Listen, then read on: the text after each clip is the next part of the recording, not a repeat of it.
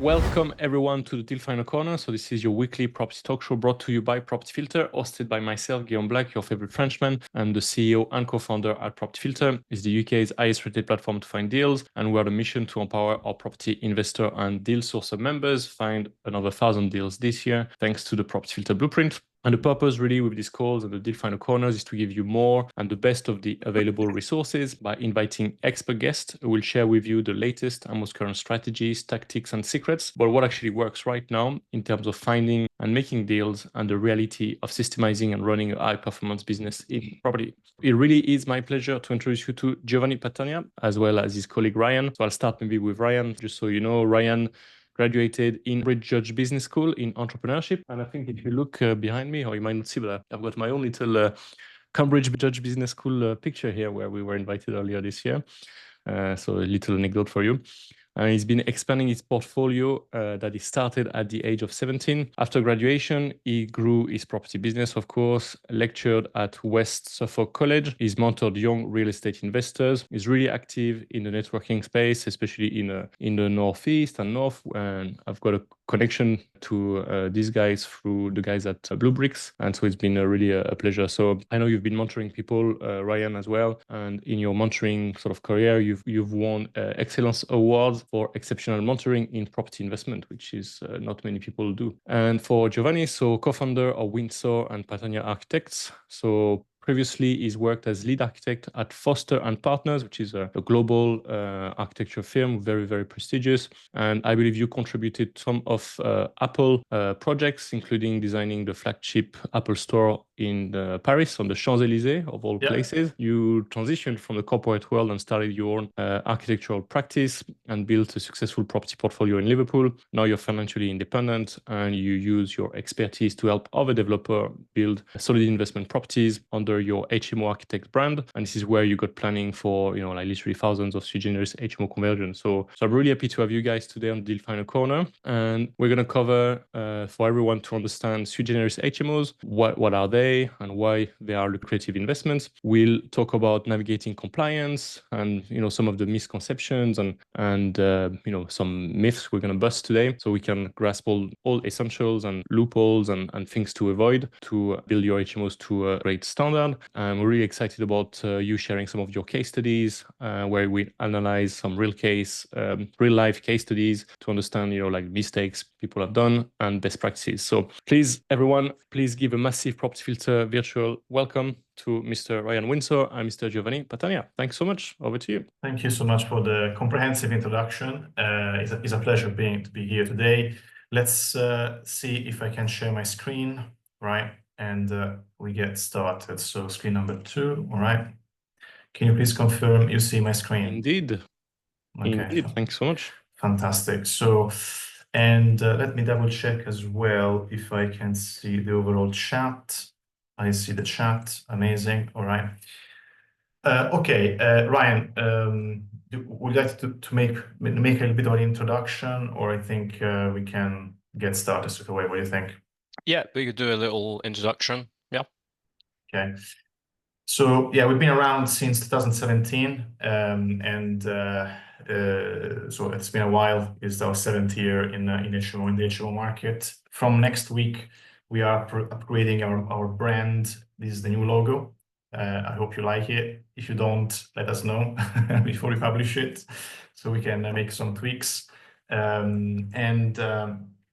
So we've been around since 2017, and since we've been around, we worked and consulted on over 3,000 HMOs. We designed more than 550 HMOs, and we worked with over 180 city councils all over England and Wales, and growing.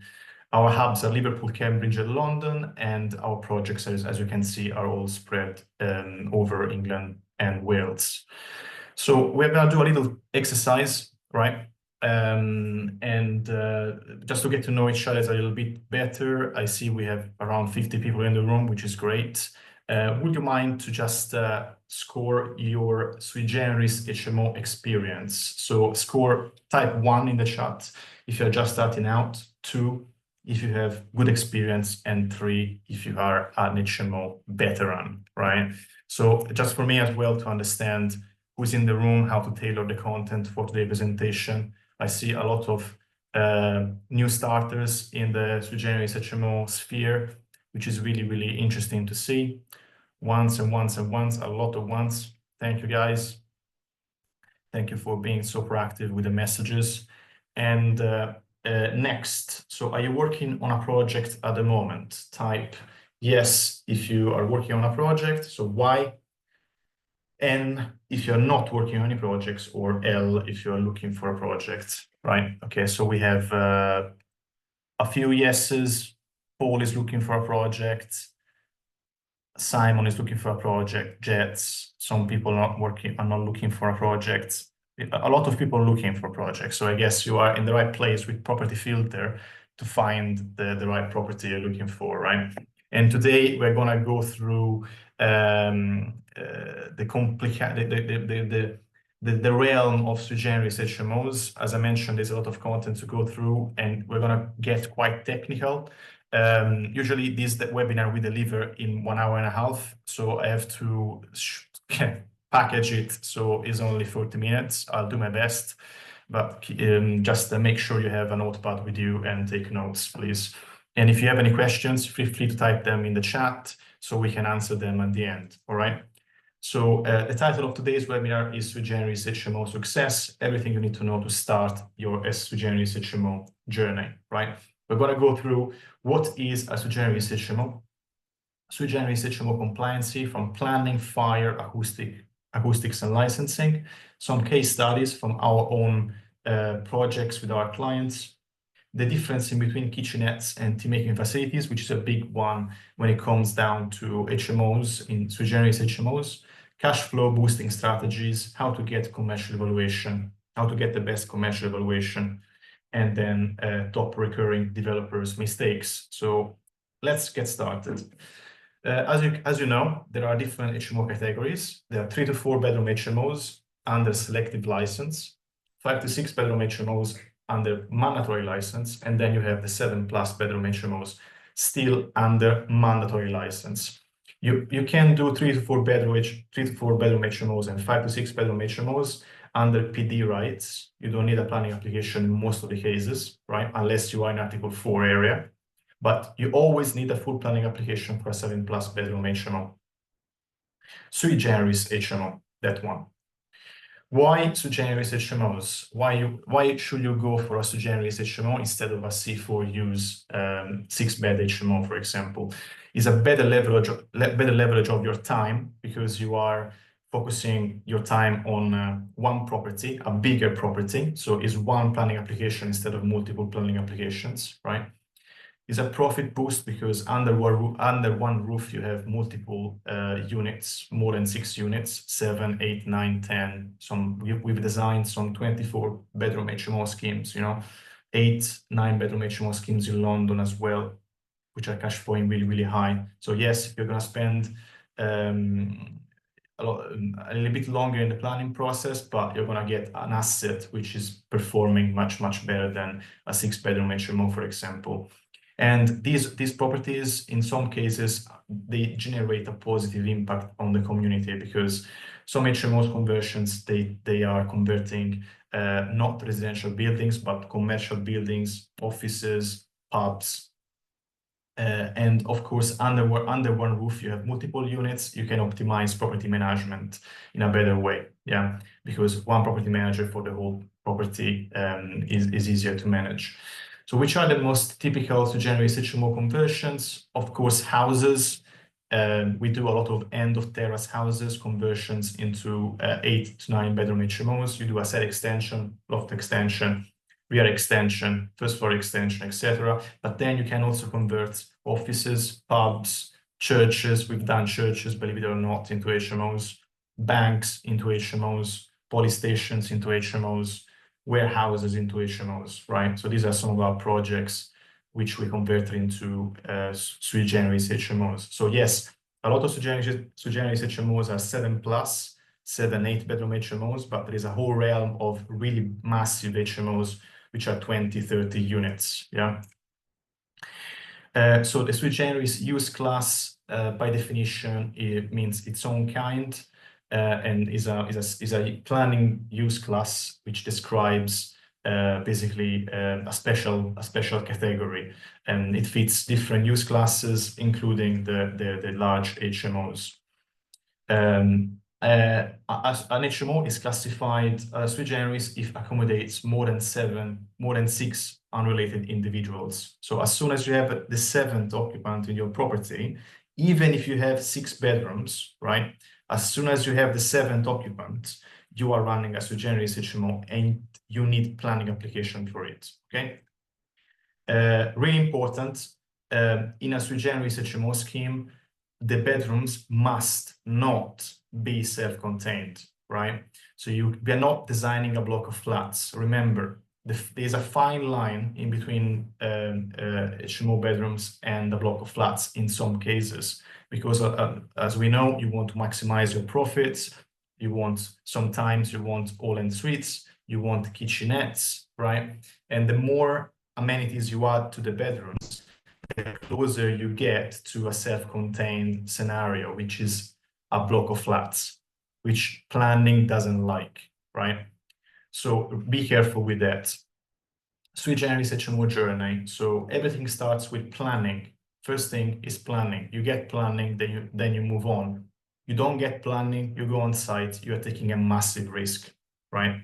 So please make sure you get planning application approved before going on site. Otherwise, you're putting yourself in a massive risk, all right? Planning first, then building regulation approval, then licensing. Planning and licensing are different things. Some of our clients, they think they're the same, but they are different. They're 2 completely different offices in the council. They sometimes don't even speak with each other, right? So you get planning first, then you get building regulation approval second, and third, you get your licensing approval. With all these documents, decision notice, building regulation certificate, and licensing, you can apply for an evaluation. You can get your property remortgaged, right? If you're missing any of the 3 steps, you will not get your property remortgaged, right? So that's really important. All right. This is how we represent the HMO development cycle, journey, right? Cycle, yeah. Is a 10 steps wheel, starting with a design appraisal. So you are judging whether your property works or not. You can use property filter platform to start your due diligence. So should you buy this is the first question you should ask yourself, because a lot of the problems are stopped at the very beginning of the journey, and I'm going to show you why, right? If you're buying the wrong property, it might be very little chance you're gonna get what you're looking for. So due diligence is crucial, right? Is your design fully compliant with planning, with regulation and licensing? How many bedrooms can you realistically fit, right? Spreadsheets are amazing, but they are numbers. They are just an assumption, which sometimes is not supported by a design, right? So you should make sure that your numbers on the spreadsheet are actually backed by a strong design, right? Okay. How many en-suites can you fit? Which are the chances of getting planning, right? Is it 50%, 10%, or 90%? Are there any deal breaker policies in place? Sometimes some councils, they have some policies which we call deal breaker policies, which are completely stopping your development from day one. They just don't want you to convert a family home into a sui generis HMO, because they want to keep and protect the existing family housing stock, right? So if you're buying a property in an area with deal breaker policies, doesn't matter how beautiful your design is, you're not going to get the sui generis HMO approval, right? So with a proper due diligence is key for the success of what you're trying to achieve. So as I mentioned, you have property filter to do your initial due diligence. In terms of design and design appraisal, we can help you as well with a pre-purchase advice call. We can do sketches together on your property you're looking to buy, right? You can book it via our website, hmoarchia.com. And we are also going to give you a planning success rate based on the scheme we are sketching together. All right. After the design appraisal is done, you are buying the property now, your offer is accepted. You go in, you appoint the architect for the measure survey, which is going to be used for the existing drawings. And then we go into concept drawings production, and then the planning process happens. We have a scheme, we apply for planning. After planning is approved, we get bidding regulation drawings done. We apply for the bidding regulation application. We look for the right building team, and then we start monitoring construction until the project is completed. And in the completion, you get your building completion certificate, which is going to be used for to get financing, the remortgage on the property, right? Let's start with planning compliance. The game here is to move from the original use, C1, C2, C2, C3, C4, use class E, so offices, commercial, or sui generis, like pubs, and convert that use into a sui generis HMO, right? In order to do that, you always need a full planning application, which on paper takes 8 weeks, right? As a minimum. We have some cases where it took much longer than 8 weeks. It depends from the complexity of the project you are proposing. The more units you want to achieve, the more extensions, the longer the planning application process is going to take, right? During the planning application process, you're going to go through the consultation period where the local neighbors are going to be informed about the upcoming Sui Generis HMO scheme.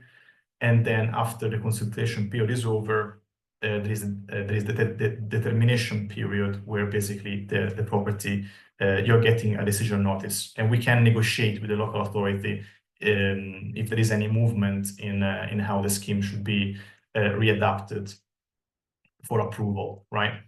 In the consultation period, you get the neighbors' comments. Some of our clients, they start panicking when they see the comments from the neighbors coming in, but these comments are physiological to Sui Generis HMOs. It's completely normal that the local established community of residents gets scared and concerned about a brand new HMO coming on the street, right? So it's physiological. You always get comments on Sui Generis HMO schemes, right? You can find the neighbor comments on the council website, right? Those comments from the neighbors, they don't have an impact on the outcome of the application. Most of the times, they are just people complaining about, about loss of car parking spaces, or just the vibe of the street is not going to be the same. Your tenants are going to bring drugs and alcohol on the street, right? All of that stuff. So, but unless these comments are backed by something tangible, they will not have an impact on your property. Also, the quantity of objections is relevant. You get usually from 5 to 12 objections on a typical Sui Generis HMO scheme in a residential area, right? Sometimes you get none, sometimes you get many more comments, right?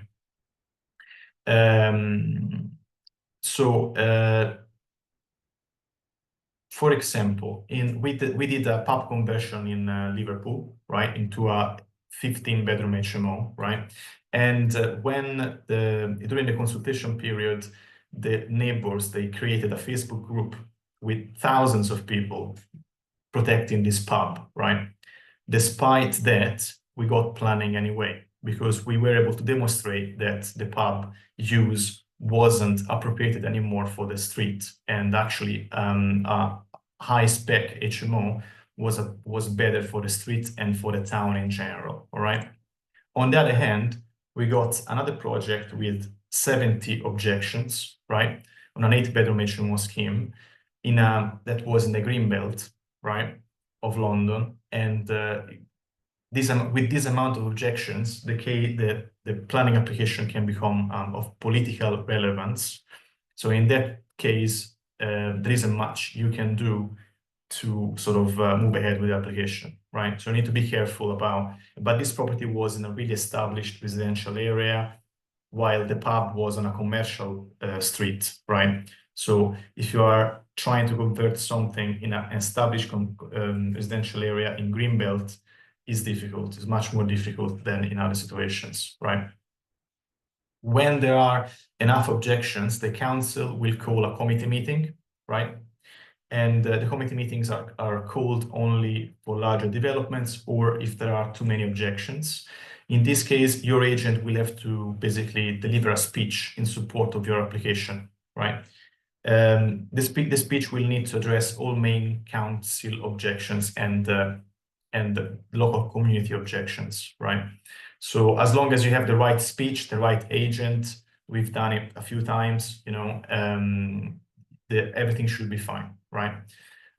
You just have to convince the committee that the project is fit for purpose and is going to improve the community and not decrease the quality of the neighborhood. Handling planning objections. The typical objections of a Sui Generis HMO are the following. The principle of use. So the council will basically object in principle for the property to be converted into HMO because they want to retain, for example, family houses, or they want to retain a retail unit, right? So you have to demonstrate that that the existing use is not anymore benefiting the community, right? Principle of use. Acoustic requirements. We know that large HMOs might be noisy because of the occupants, right? Parking requirements. More occupants, more parking requirements. Waste management, more occupants, more waste to be managed. Disruptive behaviors, tenants which are, you know, playing loud music, smoking weed, and things like that, right? Amenity space, are the bedrooms big enough? Is the living room big enough? Overdevelopment, are you doing too many extensions, right? And impact on the character of the area. Is your development decreasing the quality of the street overall, right? How do you reply to objections of this kind, one by one? So principle of use, in this case, in most of the cases, the due diligence is key. You don't want to buy the wrong property because the property is located in the wrong area. So buy a property which is not in Article 4 area, or if it is in Article 4 area, make sure that there are no deal breaker policies against your scheme. The deal breaker policies, there are different types of deal breaker policies, including principle of use based on different factors. We don't have time to go through all of them today, but there are different types, yeah. So just make sure there are no planning constraints blocking your development before even starting effectively, right? So buy the right property is key. Acoustic requirements is really easy. Just mention in the planning application that the party walls are going to be acoustically insulated. Parking requirements show in the plot of land in front of the property, at the rear of the property, an area for bikes, right? Which are going to promote the green mobility for the tenants, right? Also, the proximity to the public transport is key.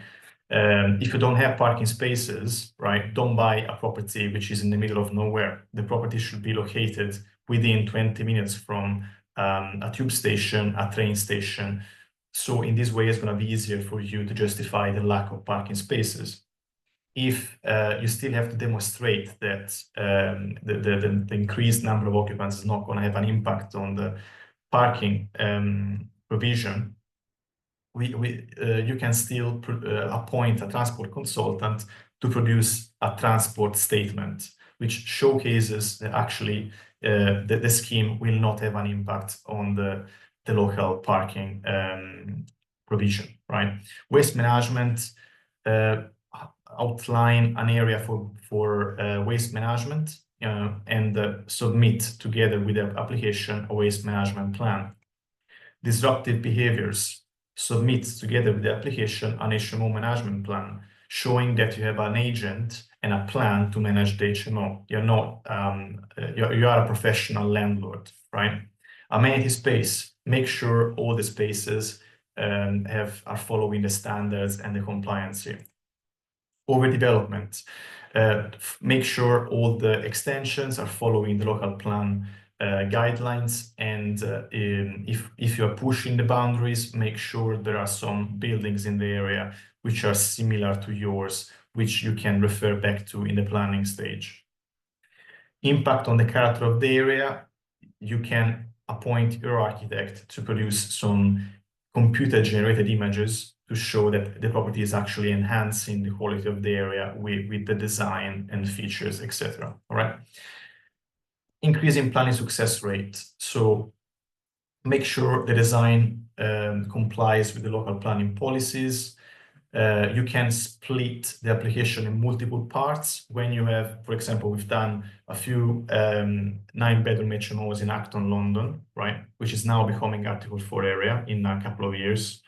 The client always bought end of terrace house, and we did a side extension, double story, rear extension, 6 meter, first floor rear extension, hip to gable conversion of the roof, dormer extension, right? Instead of going all in with everything in the first application, we started getting the approvals bit by bit, right? So we started with the rear extension under prior approval, then the loft extension under lawful development certificate, and then when we had enough base for the main application of Sui Generis HMO, we submitted everything together. Yeah, in that way we had a setback position with all these extensions already approved, and it was much easier to get what we wanted from the council. If you are concerned about the neighbors' reaction, we recommend to have just to knock on doors, speak with the neighbors, and reassure them that actually your scheme is going to be a high-spec HMO, right? And not to be concerned. I mean, it doesn't work all the time, but it helps you just establish a relationship with the neighbors. All right. How are we doing with time? Just to make sure we have 20 minutes left or something. Yeah. Okay, sounds good. So now we've done planning, we are jumping into building regulation compliance, right? You now have your property with planning application. You're really excited and relieved because you got your planning application approved, right? So now the interesting part of construction kicks in, right? Your team is going to be crucial for the success of your project, right? And for team, I mean architect, building control, structural engineer, party wall surveyor, principal designer for health and safety, and principal designer for building regulation, which is a brand new role in your team since 2023. In large Sui Generis HMOs, you also need additional consultants. You need acoustic consultants because you need to sound test your party walls. You need to sound test your internal walls, right? SAP assessor to make sure you are following the guidelines for part L. If you're building a really large project, contract manager is really helpful. A quantity surveyor is really helpful. And if you're planning to do a scheme, plenty of en-suites and kitchenettes, we always recommend an M&E engineer. It's going to cost you some money, but it's going to save you massive headaches and cost increases down the line. I'm going to show you why later. Yeah. Appointment of your building team. We usually, for projects below 1 million, so you can use a JCT contract for minor works. For managing construction is important you're familiar with RFIs, requests for information, the dreaded variations, building teams asking for additional pay because of anything, right? Extension of time is another big one with big building teams. So these are the three elements that you need to be aware of when signing a contract with a builder. And again, I'm not going to go into detail today. I'm just flagging these aspects because they are the main items of dispute during the construction process. Sui Generis HMOs are considered commercial properties. So when you are when you are building a Sui Generis HMO and you're running a Sui Generis HMO, that is not considered anymore as a residential property. You are running a commercial property. That's why you can get a commercial evaluation on a Sui Generis HMO, right? While you can't get a commercial evaluation on a 6-bed HMO most of the times, right? So you're running a commercial property. For this reason, these properties are subject to enhanced building regulation requirements. There is a gray area with the 7-bedroom HMOs. We've seen that with some building control companies, you can still negotiate to have lower requirements for a 7-bedroom HMO, like having enhanced acoustic insulation, right? But that is subject to the building control company you're working with. Which are the main aspects of building regulation which are relevant for your Sui Generis HMO, right? Part A, structure. Part B, fire equipment, fire lobby, automatic opening vents. Part E, enhanced sound insulation, sound test. Part H, water load, water pressure, hot water supply. Part L, thermal insulation, sub-calculations, EPC rating. So these are the main aspects which are going to give you headaches during the construction process if not done properly, right? And as long as you're appointing the right team, they should be all fine, right? Part P, electric supply, local power connection, right? So we're going to go through this case study. Number one is a property in Acton, London, 8-bedroom HMOs, 12 occupants, completed in 2022. Is now worth around 1.6 million. This is what the client says, right? I mean, it's cash flowing around £115,000 per year. Maybe more now. They're renting each bedroom for like 1,600 per calendar month. And all en suites, all kitchenettes, right? It's an end of terrace house. These are some pictures during construction, the rear extension being built, and this is the floor. This is the floor plan. This property used to be a regular 3-bedroom house, right? End of terrace with a large garden, a front rear yard. We extended the rear with a 6-meter extension. We added a first floor extension, and we added a dormer extension. As you can see, all bedrooms here, they have en suites and kitchenettes, right? Dormer, we've managed to fit 2 bedrooms in the dormer with an en suite. So fire compliancy, really important to talk about fire compliancy for 7-bedroom HMO schemes. All bedrooms, they need to open towards a fire escape route, right? The same that you would deploy in a 6-bedroom HMO scheme. In this case, we are lucky because the fire escape route has a window, right, on the side. As you can see here, there's a window, and at the first floor, there's also a window, right? This helps massively because if we didn't have any window, we had to create a secondary compartmentation, and we had to have an automatic opening vent at the top of the stairwell. This is important for developers because sometimes people forget about it, and while they are on site, building control shows up and they are like, okay, where is the automatic opening vent? What automatic opening vent? Yes, the automatic opening vent, right? And suddenly you have to pay an additional £6,000 for the automatic opening vent, plus delays on site and all of that, right? So you need to be careful with that and think about the fire compartmentation and the way smoke is removed from the property in case of fire from day one when you are designing the property. Fire signage is really important. We have the fire extinguisher, as you can see here, is a nice to have, but we always recommend to have it. Fire escape signage all over. The fire equipment, smoke detection, fire alarms, heat detectors, emergency lighting, they are a must-have in the properties of this type. Fire doors, all doors must be equipped in the bedrooms, must be equipped with a thumb turn lock in the direction of escape. Fire intermission strips on the edges of the door to avoid the smoke coming in the bedroom or out from the bedroom if the fire is in the bedroom. And of course, your self-closing arm mechanism to make sure the property shuts, creating a fire compartmentation behind it. Mechanical design. When you start designing 8 to 9 bedroom HMO properties, all with en-suites and all with kitchenettes, it's easy to miss a really important part, which is the M&E design, right?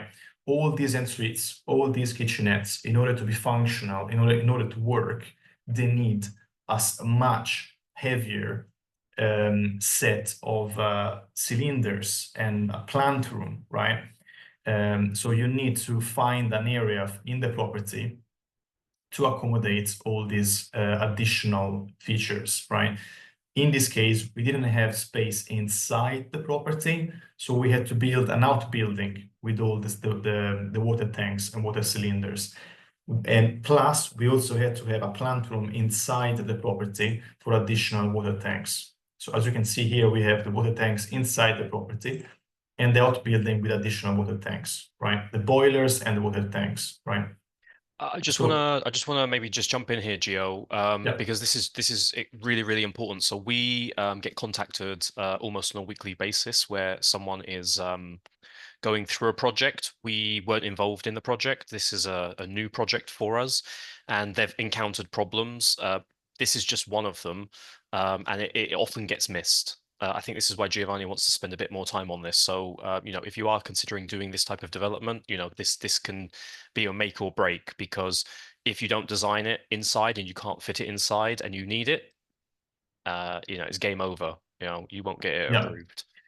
Like we say always, and I'm sure you say always, right? Preparation is key. And yes, you might save some money not hiring an M&E consultant at the beginning of the process, but then if you're relying on the builder to do this job, sometimes they mess it up, right? Unfortunately, right? And you have to slow down the construction process, you waste money with the bridging and all of that, right?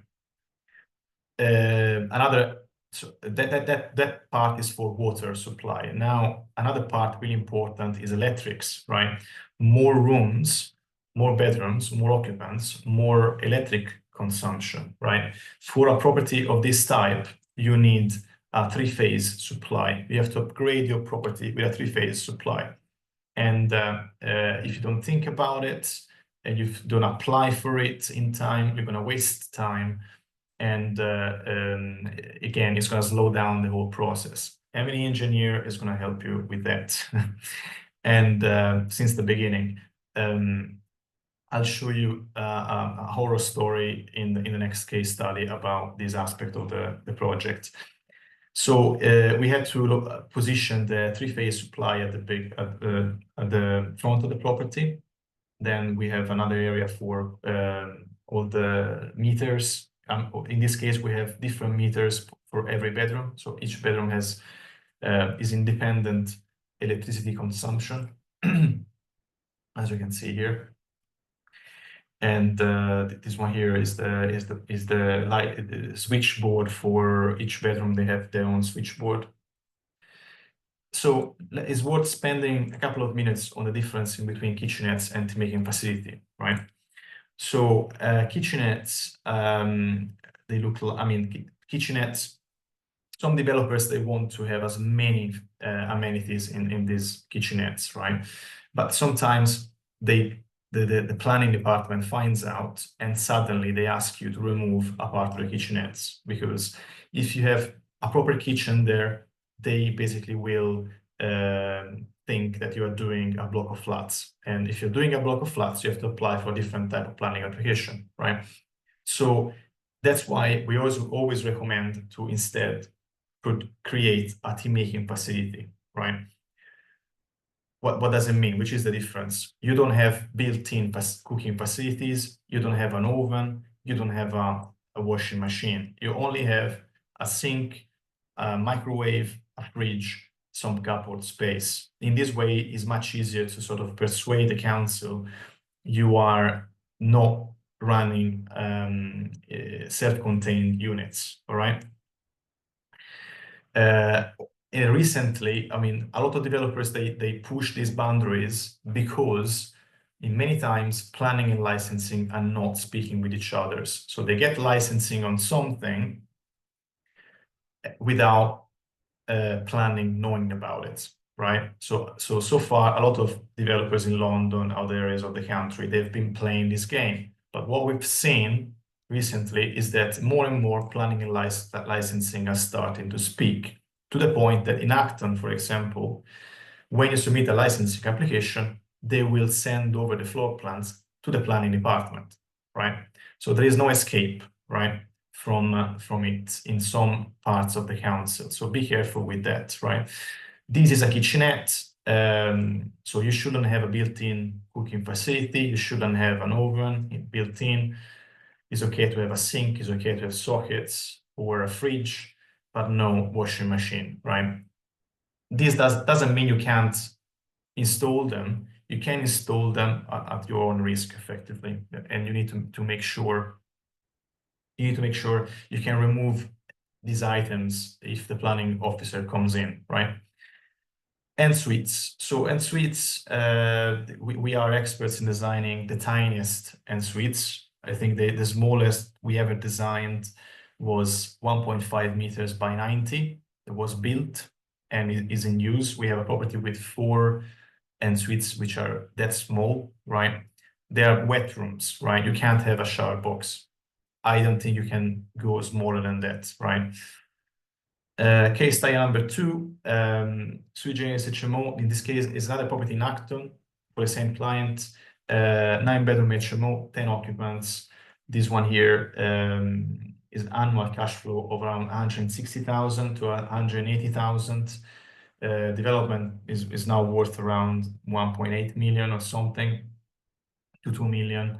As you can see, numbers are a little bit higher than the other one. Was completed last month. Is an end of terrace property. Once again, we're doing a double-story rear extension, ground floor 6-meter extension, roof dormer extension. This is how it looks during construction. Now we have much better pictures. We actually did some videos as well. We're going to share on our website.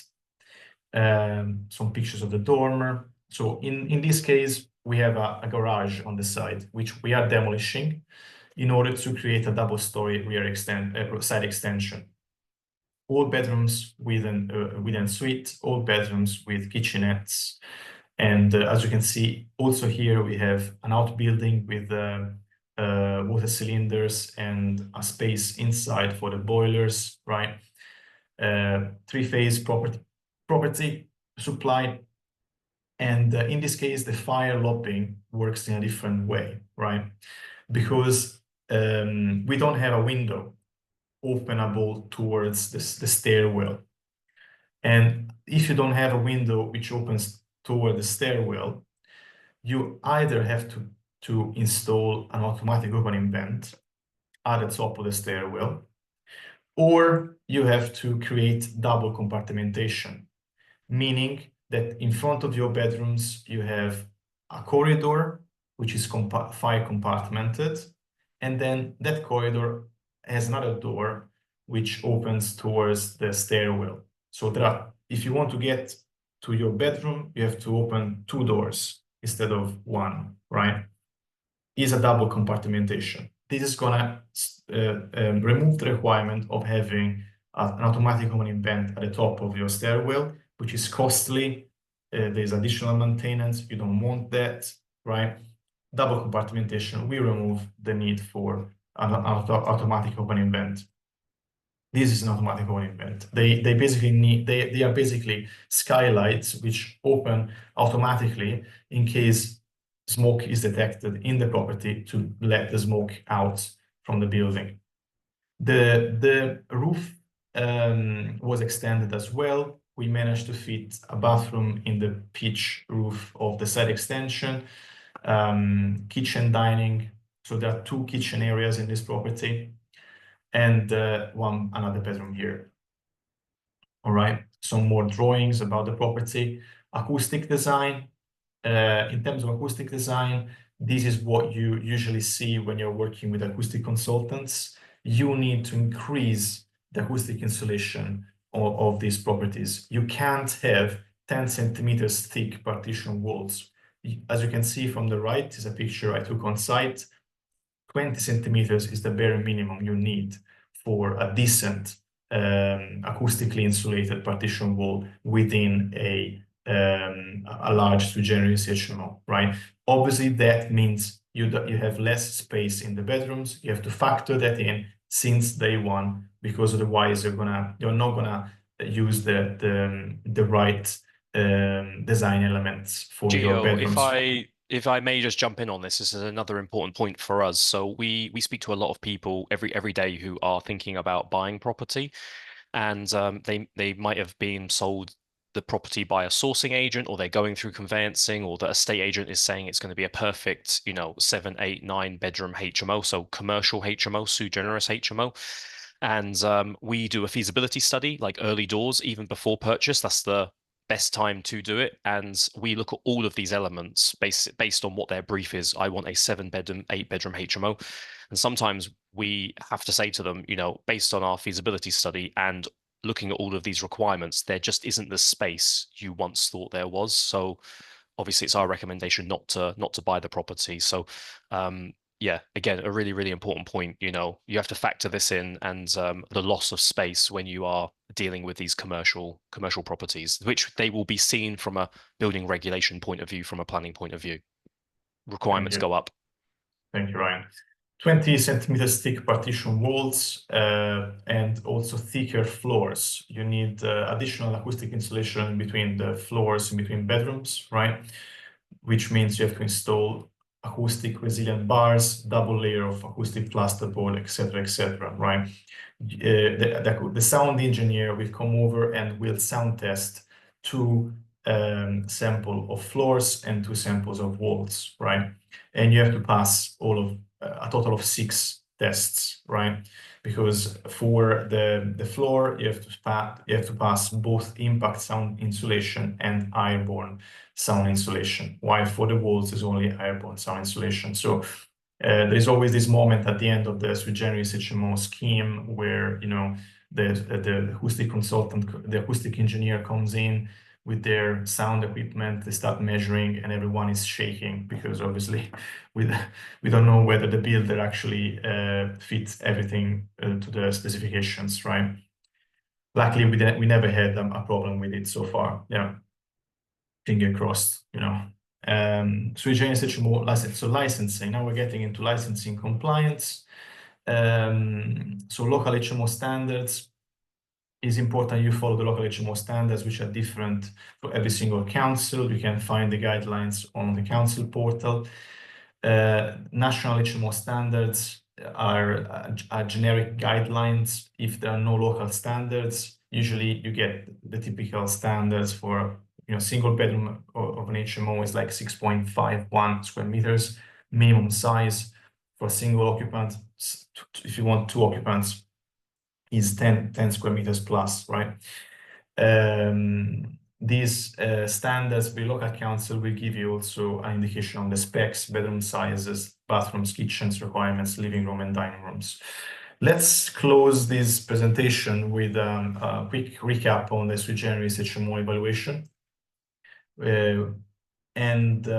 So as you know, as you all know, brick and mortar is the main way properties are evaluated. In your case, with the Sui Generis HMO, you acquire also another option, the commercial evaluation, which sometimes, if the scheme has the right amount of cash flow, can be higher than the brick and mortar evaluation, to the point that in some areas of the country, people aim to get the commercial evaluation in order to extract from the property more cash that they actually invested in the first place. Liverpool was a fantastic area for this strategy in 2018, 2019, right? Today, no anymore, because prices are inflated. Article 4 is all over, but there are other areas of the country where hopefully you can do the same, right? How to achieve the highest commercial valuation is intuitive. Add more bedrooms, add more en-suites, add more kitchenettes, right? Optimize the design to attract premium rent. So this higher specs, higher rent. Optimize design to reduce void periods. Why all of that? Because the target is to increase to the maximum the annual rent the property can achieve, because that number is going to be what the lender is going to look at when they calculate your commercial evaluation, right? How can you find out the revaluation scenarios? Our advice is to start speaking with the mortgage broker since day one. When you bought the property or you're about to buy the property, just have a chat with your mortgage broker, and he's going to tell you realistically what to expect in terms of evaluation. Usually these commercial evaluations, they go from 7 to 10 times the annual cash flow, right? If someone is telling you actually you can get 12, 14 times the annual cash flow, that is really unlikely, right?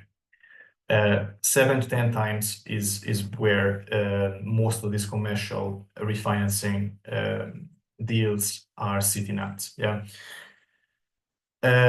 What can affect the multiplier? It's not possible to predict what makes a lender choosing a multiplier figure.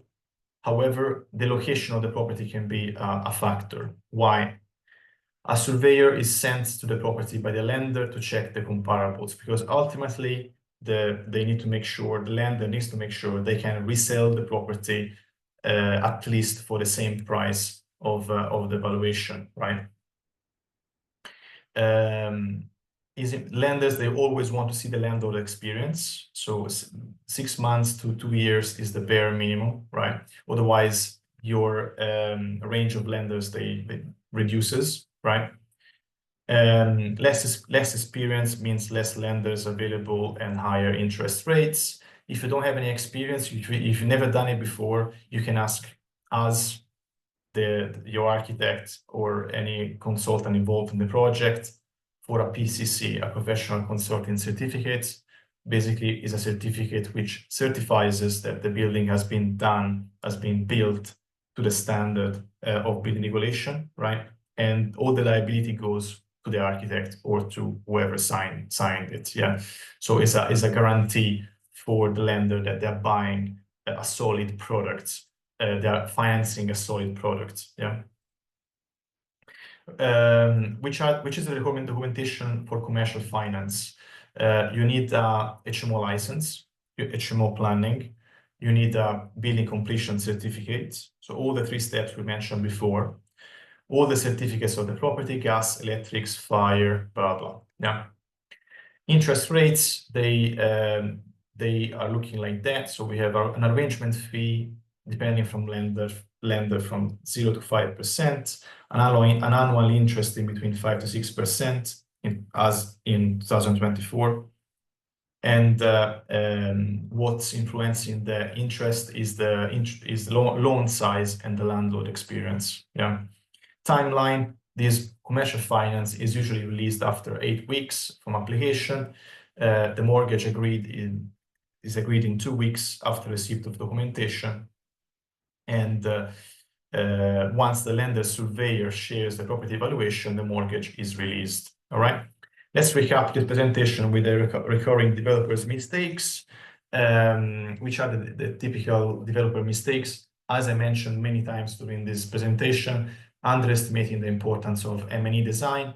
Let me tell you a horror story of a property in Acton we worked on. So no M&E engineer was appointed since day one.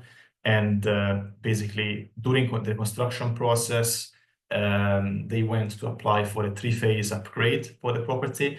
And the local authority basically rejected their application, unless they basically were able to sponsor additional roadworks. Why? Because a lot of the power on the street was actually taken by some e-bikes charging stations and some car charging stations.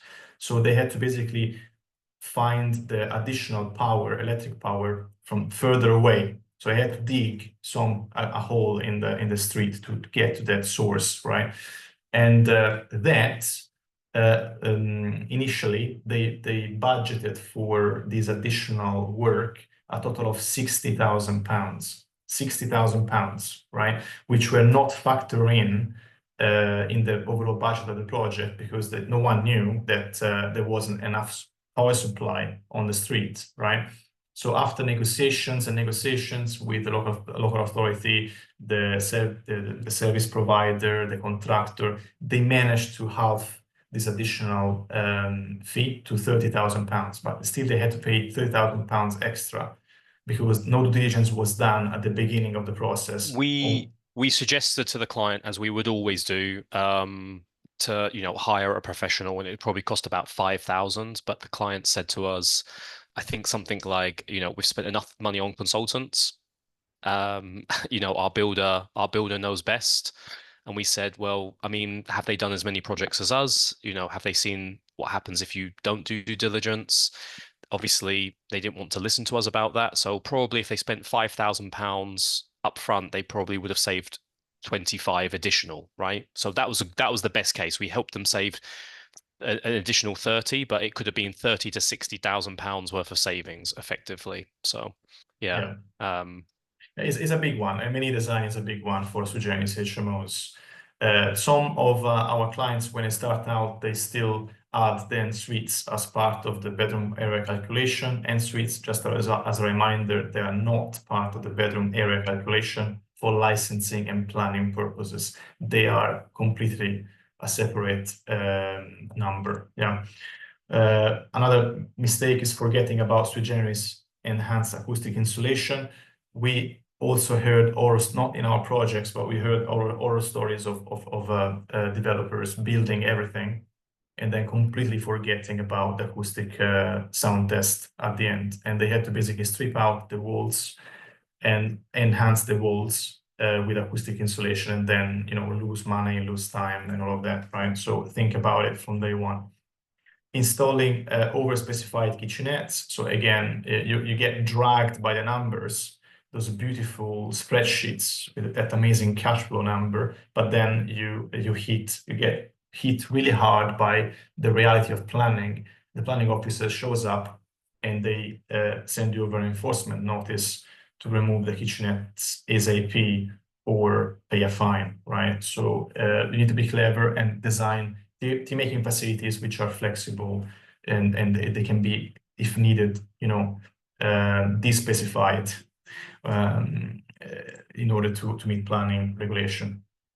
Forgetting about fire lobbying requirements. Again, you can be slowed down by a missing automatic opening vent because your designer didn't consider fire lobbying in the right way. Again, additional money, additional cost, panic on site, right? Blaming game, and because no one thought about it, right? So think about it from day one. Not taking APC rating requirements into account. So not installing enough thermal insulation. Thermal insulation is a Part L requirement. You will be required in a few years' time to have at least an APC rating of C in your property. I know thermal insulation is costly, but unfortunately is compulsory when you're doing a brand new property in most of the cases, right? Check with building control that in your project is okay not to upgrade some thermal walls, thermal elements like walls or floors before proceeding without adding additional insulation. Total removal of the living room from the scheme. A lot of investors, they again look at a spreadsheet, and they have an orgasm when they see the spreadsheet bump in cash flow without the living room, and the living room being converted into a bedroom. we totally get it. Sometimes you can do it, but sometimes you can't do it. And if you want to do it, is all at your own risk. So converting we've done it, we let our clients do it, right? And but we always highlight, you can do it at your own risk, right? Because planning can come in and sort of ask you to convert the bedroom into a living room, right? As long as you're aware of it, you can do it, let's say. All right. And the last one is taking the wrong assumptions in relation to the commercial evaluation. So thinking about that you can get an evaluation of multiple of 20 because someone told you you can get 20 multiplier. Doesn't exist, right? Be reasonable, speak with your mortgage broker, right? And they will tell you what's a reasonable multiplier for your property in that area, all right? HMO architects, we specialize in HMOs from Sui Generis, from 6 bedrooms to 20, 30, 40, 50 bedroom HMOs, both new build and retrofit projects. We also expand our design knowledge into flats, developments, into service accommodation and homes, which are all strategies complementary to the HMO strategy. Yeah. Okay, thank you so much. This was the presentation. I hope you found it valuable. And I don't know if we have time for some questions. Thanks. My first question is, Guillaume is transformed into James I know. Bond during the presentation. I know there's a bit of a shock here. Yeah. So Yeah. I nipped away for a second. I've changed to go down to London for some awards tonight. So I Okay, knew it nice. would be a bit of a shock, but that's a bit of a change from the usual hoodie, right? Let's not take too much notice of that for now. Yeah, let's keep the focus on you guys.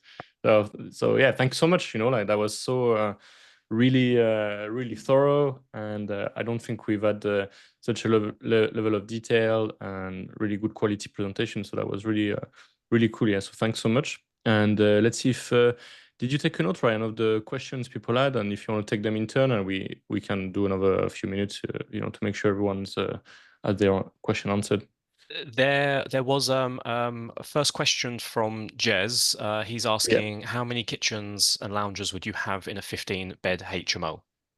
15-bedroom HMO. How many kitchens and lounges? I mean, that is determined by the traveling distance from the bedrooms to the kitchen, right? In general, the council will recommend to have no more than 1 floor traveling distance, right? So you have to basically go down 1 staircase and find the kitchen, or go up 1 staircase and find the kitchen, right? If you have to go up or down 2 ramps of staircases, right, then you might enter a conflict with the planning department, right? That's why that number is driven by the way the floors are and the rooms are allocated, right? For 15 bedrooms, it might be 2 or maybe 3 kitchens, depending from how many floors you have and the layout of the building. Yeah, definitely. Yeah, I mean, we're designing a 50 to 70 bedroom HMO in Cambridge. We just did the feasibility study and a cost analysis. It looks pretty juicy.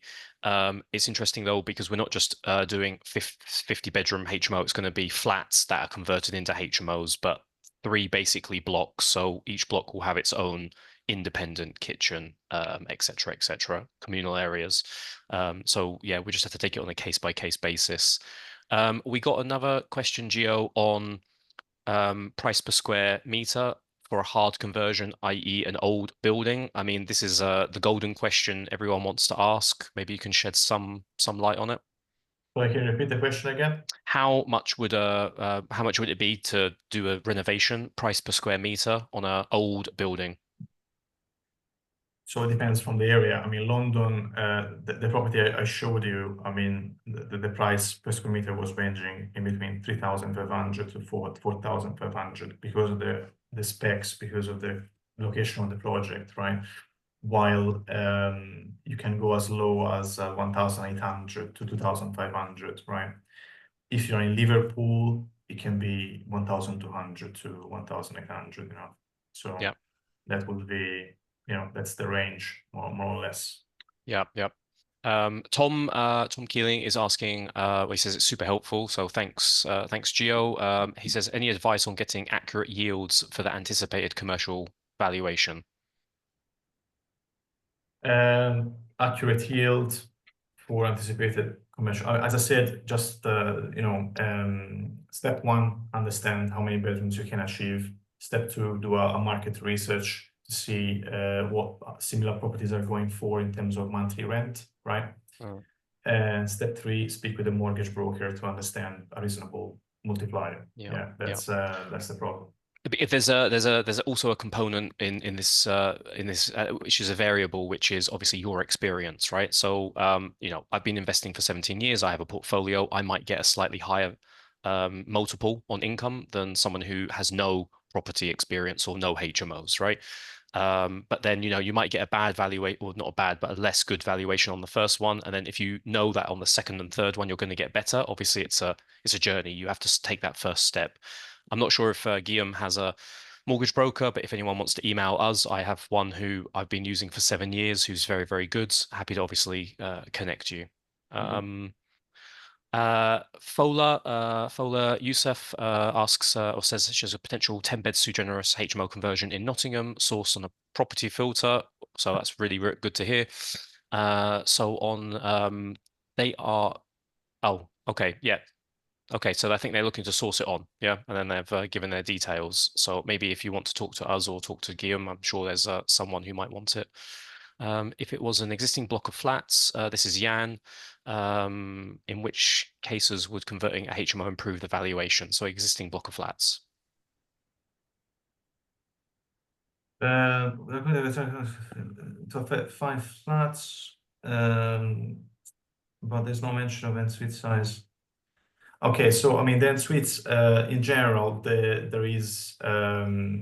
are no rules around en-suites, right? But at a national level, right? So sometimes the local council they have a document outlining specific rules. So it depends from the local council. Yeah.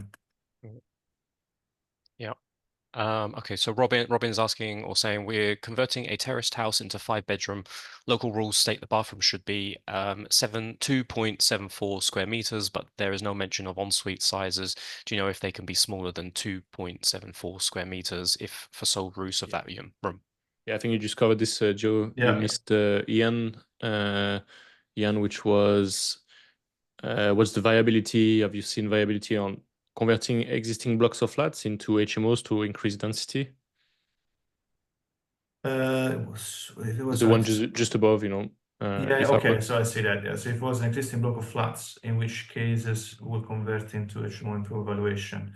I mean, as I said, a lot of times flats and HMOs, they are, interchangeable strategies. Sometimes you start with a flat scheme, you end up with an HMO scheme, and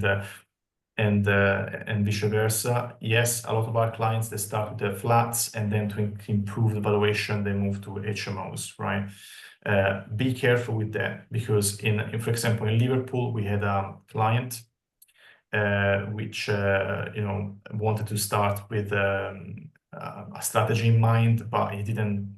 Then we spoke with the local estate agents, and we found out there wasn't any market for HMOs, for example, right? So he started with an HMO scheme in mind, but then we found out actually in that area was St. Helens, that this area was St. Helens in Liverpool. In that local market, just didn't have demand for HMO bedrooms, right? So it was a false sort of myth, right? And so instead of doing HMO bedrooms, he had to stick to a flat scheme, right? Yeah. In order to get his money back. So that is really driven by the local demand. Be careful. I would just like to share, some of our clients, they have visions of doing really powerful, cash cows, so big HMOs. And if you just on the face of it converted a commercial building, for instance, or a building, any type of building into, 20, 30 bedroom HMO, you're going to get rejected. So there is a strategy of converting them into individual flats that following national space standards.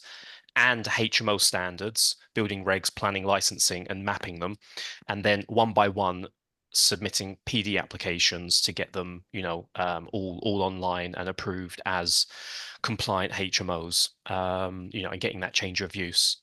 And then obviously you can get the each one to be compliant and then have them up and running. It takes a bit longer. You create like 4 beds. You create like 4-bed flats. Yeah, exactly. I mean, it could be 5-bed flats even. I mean, obviously the more rooms, the better, depending on the market and what's needed. But for this, 50 to 70 flat development, depending on what the client wants to spend in construction, he's knocking down 2 £1 million houses. Yeah, building 15 to 20 flats, and then we're going to convert each flat afterwards into a PD HMO. Yeah, so we haven't confirmed the scheme yet because we're still in the feasibility, but it looks pretty good, and it's in Cambridge, so it's £1,000 a month per room. Yeah.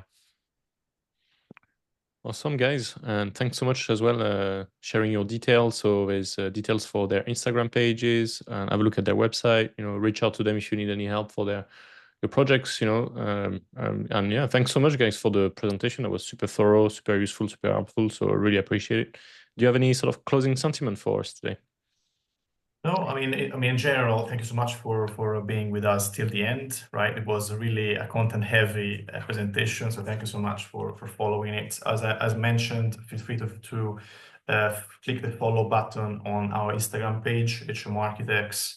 And if you need help with any project, you need an initial call, we offer a 30 minutes complimentary discovery call just to go through the needs of your project. Feel free to get in touch. Awesome. So thanks so much. So thank you to both of you, and thank you to everyone who joined us on today's Deal Final Corner. In the meantime, visit propertyfilter.co.uk, log on to your Property Filter account, have an endless supply of deals, join the top 1%, and become a high achiever deal finder. Do more deals in less time. I hope you enjoyed today's Deal Final Corner like I did, and I look forward to seeing you next week. Thanks so much.